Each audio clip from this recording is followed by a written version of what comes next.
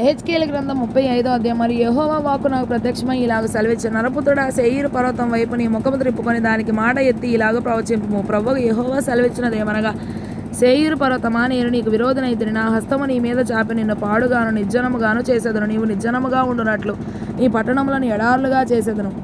నీవు పాడవదు. అప్పుడు నేను యెహోవానై ఉన్నానని నీవు తెలుసుకొందువు. ఇశ్రాయేలీల ఎడల ఎడతెగని పగ కలిగి వారి దోష సమాప్తి కాలమున వారికి ఉపద్రవము కలిగిన సమయమున నీవు వారిని ఖడ్గమునకు అప్పగించితివి గనుక నా జీవము తోడు నేను నిన్ను రక్తముగా చేసేదను. రక్తము నిన్ను తరుమును. రక్తము నీకు ఇష్టమైన గనుక రక్తమే నిన్ను తరుమును. ఇదే ప్రభువు యెహోవా వాక్కు. వచ్చువారును పోవువారును లేకుండా అందరిని నిర్మూలము చేసి నేను శేయీరు పర్వతమును పాడుగాను నిర్జనముగాను చేయుదును.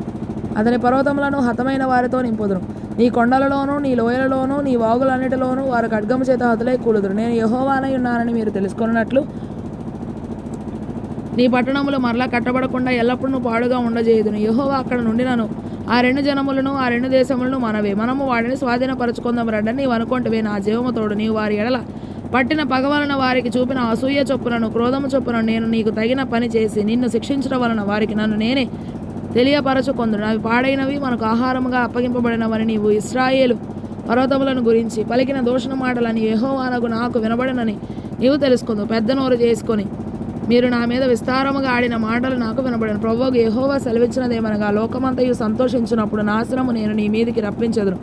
ఇశ్రాయేలీల స్వాస్థ్యం పాడైపోవడం చూచి నీవు సంతోషించితివి గనుక నీకును ఆ ప్రకారముగానే చేసేదను. శేయీరు పర్వతమా, నీవు పాడవదు. ఎదోము దేశం యావత్తును పాడైపోవును. అప్పుడు నేను యెహోవానై ఉన్నానని వారు తెలుసుకొందురు.